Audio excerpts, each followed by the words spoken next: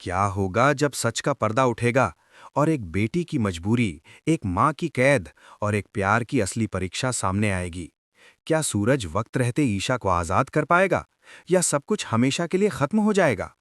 आज की कहानी में हर मोड़ आपको चौंका देगा, क्योंकि यहाँ प्यार भी है, दर्द भी और एक ऐसा फैसला जो सब कुछ बदल। बंटी से सच्चाई जानने के बाद सूरज की दुनिया जैसे एक पल में बदल जाती है।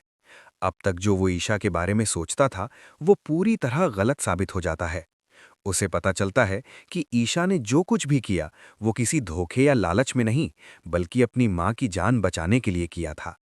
ये सच जानकर सूरज के दिल में गुस्सा भी उठता है और दर्द भी। गुस्सा इस बात का कि ईशा को इतना बड़ा दर्द अकेले सहना पड़ा, और दर्द इस बात का कि वो खुद उसे गलत समझता रहा। सूरज की आंखों के सामने ईशा की हर वो बात घूमने लगती है जो अब जाकर समझ में आती है। उसकी खामोशी, उसकी मजबूरी, उसकी आंखों में छिपा डर, सब कुछ अब साफ दिखाई देने लगता है। और तभी सूरज एक बड़ा फैसला करता है। वो ठान लेता है कि अब चाहे कुछ भी हो जाए, वो ईशा को इस कैद से आज़ाद कराएगा और उसकी माँ को भी सुरक्षित वापस लाएगा। बिना समय गवाए सूरज पुलिस से संपर्क करता है। वो उन्हें पूरी कहानी बताता है और एक मजबूत प्लान तैयार करता है। ये कोई आसान काम नहीं था, क्योंकि गुलाब सिंह एक बहुत चालाक और खतरनाक आदमी था। लेकिन इस बार सूरज पूरी तैयारी के साथ था। उसके दिल में सिर्फ एक ही मकसद था, ईशा को आज़ादी दिलाना। कुछ ही समय बाद सूरज पुलिस टीम के साथ लंदन के लिए रवाना हो जाता है। लंबी यात्रा के दौरान उसके मन में कई सवाल उठते हैं। क्या वो समय पर पहुंच पाएगा? क्या ईशा की मां सुरक्षित होगी? और क्या वो गुलाब सिंह को उसके अंजाम तक पहुंचा पाएगा? लेकिन इन सब सवालों के बीच उसका हौसला उसे आगे बढ़ाता रहता है। लंदन पहुंचते ही सूरज बिना एक पल गवाए गुलाब सिंह की तलाश शुरू कर देता है। वो हर जगह छानबीन करता है, हर सुराग को जोड़ता है। दिन रात की मेहनत के बाद आखिरकार उसे एक ऐसी जगह का पता चलता है जहां गुलाब सिंह छुपा हुआ होता है। ये एक सुनसान इलाका होता है जहां हर तरफ सन्नाटा पसरा हुआ था। सूरज और पुलिस टीम चुपचाप वहां पहुंचते हैं। हर कदम बेहद सावधानी से रखा जाता है, क्योंकि जरा सी गलती सब कुछ बिगाड़ सकती थी। जैसे ही सूरज उस जगह के अंदर कदम रखता है, उसका दिल तेजी से धड़कने लगता है। उसे महसूस होता है कि आज सब कुछ तय हो जाएगा। और फिर वो पल आता है जब गुलाब सिंह की नज़र जैसे ही सूरज पर पड़ती है, उसके चेहरे का रंग उड़ जाता है। उसकी आंखों में डर साफ नजर आता है। वो घबराकर पूछता है, तुम यहाँ कैसे पहुंचे? लेकिन सूरज कुछ नहीं कहता। उसकी खामोशी ही उसके गुस्से को बयान कर रही होती है। सूरज हल्का सा इशारा करता है और पुलिस तुरंत हरकत में आ जाती है। कुछ ही सेकंड में गुलाब सिंह को घेर लिया जाता है। वो भागने की कोशिश करता है, लेकिन इस बार उसके पास कोई रास्ता नहीं होता। पुलिस उसे पकड़कर हथकड़ी डाल देती है। सूरज उसकी तरफ बढ़ता है। उसकी आंखों में गुस्सा साफ दिखाई दे रहा होता है। वो कहता है, अब तुम्हारा खेल खत्म हो चुका है। अब तुम्हें तुम्हारे हर गुनाह की सजा मिलेगी। गुलाब सिंह अब पूरी तरह टूट चुका होता है। उसकी सारी चालें बेकार हो चुकी थीं। लेकिन सूरज के लिए अभी सबसे जरूरी सवाल बाकी था। ईशा की मां कहाँ है?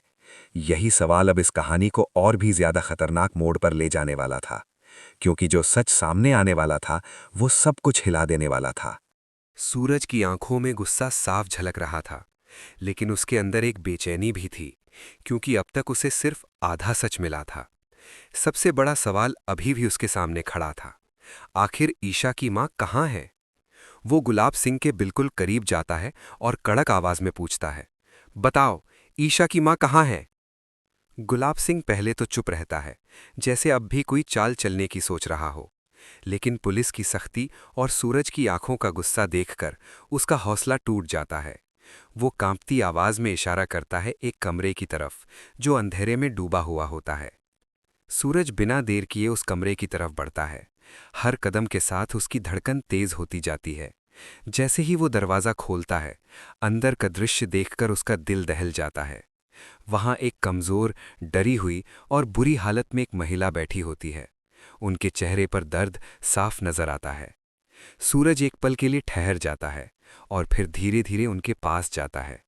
वो समझ जाता है कि यही ईशा की मां है। उनकी हालत देखकर साफ पता चल रहा था कि उन्हें लंबे समय से बंदी बनाकर रखा गया था। उनके हाथ कांप रहे थे, आंखों में डर और उम्मीद दोनों थे।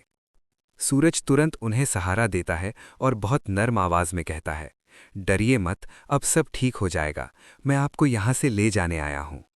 उनकी आंखों में आंसू आ जाते हैं। शायद पहली बार उन्हें लगा कि अब उनकी कैद खत्म होने वाली है। वो धीरे से पूछती हैं, ईशा, मेरी बेटी ठीक है ना? सूरज मुस्कुराने की कोशिश करता है और कहता है, हाँ वो बिल्कुल ठीक है और बहुत जल्द आप उससे मिलेंगी। ये सुनते ही उनके चेहरे पर एक हल्की सी राहत दिखाई देती है। इतने दिनों के दर्द और डर के बाद ये एक उम्मीद की किरण थी। इधर पुलिस गुलाब सिंह को पूरी तरह काबू में कर चुकी होती है। उसके हाथों में हथकड़ी लग चुकी थी और अब वो कानून के हवाले था। सूरज उसे एक आखिरी बार देखता है और कहता है, तुमने जो किया है उसकी सज़ा तुम्हें ज़रूर मिलेगी।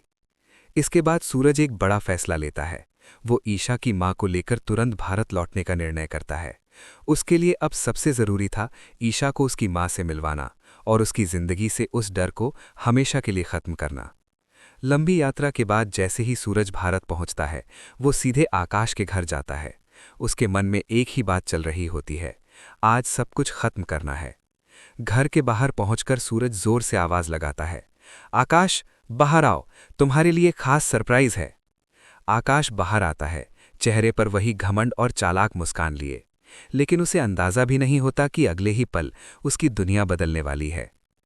जैसे ही पुलिस गुलाब सिंह को पकड़कर अंदर लाती है, आकाश के चेहरे का रंग उड़ जाता है। उसकी आंखों में डर साफ नजर आता है। वो समझ जाता है कि अब उसका खेल खत्म हो चुका है। सूरज आत्मविश्वास से उसकी तरफ बढ़ता है और कहता है, अब तुम्हारी हर चाल खत्म हो चुकी है। जिस वजह से तुम ईशा को अपने पास रोके हुए थे, वो वजह अब खत्म हो गई है। इतने में ईशा की मां भी सामने आती हैं। उन्हें देखकर आकाश पूरी तरह टूट जाता है। अब उसके पास कोई बहाना नहीं बचता, कोई झूठ नहीं बचता। पुलिस तुरंत आकाश को गिरफ्तार कर लेती है। वो छूटने की कोशिश करता है, लेकिन अब बहुत देर हो चुकी थी। उसके सारे राज सामने आ चुके थे। सूरज सख्त आवाज में कहता है, तुम दोनों ने जो किया है उसकी सजा तुम्हें जरूर मिलेगी। और तभी एक ऐसा पल आता है जो इस पूरी कहानी को भावनाओं से भर देता है। दरवाजे पर खड़ी होती है ईशा, जिसकी आंखों में डर, उम्मीद और प्यार सब कुछ एक साथ होता है। जैसे ही उसकी नज़र अपनी मां पर पड़ती है, वो खुद को रोक नहीं पाती। वो दौड़कर अपनी मां के पास जाती है और उन्हें कसकर गले लगा लेती है। दोनों की आंखों से आंसू बहने लगते हैं। ये सिर्फ एक मिलन नहीं था, ये दर्द, इंतजार और प्यार का विस्फोट था। ईशा बार बार पूछती है, माँ, आप ठीक हैं ना? उनकी माँ उसके सिर पर हाथ फेरते हुए कहती हैं, हाँ बेटी, मैं ठीक हूँ और ये सब सूरज की वजह से हुआ है। ये सुनकर ईशा की नज़र धीरे धीरे सूरज की तरफ उठती है। उसकी आंखों में अब सिर्फ एक ही चीज़ थी, कृतज्ञता और प्यार। लेकिन ये कहानी अभी खत्म नहीं हुई थी, क्योंकि असली परीक्षा अभी बाकी थी। समाज और परिवार में जब बात आएगी चुनाव की, प्यार और रिश्तों की असली परीक्षा होगी और कहानी पहुंचेगी अपने सबसे खूबसूरत अंत तक।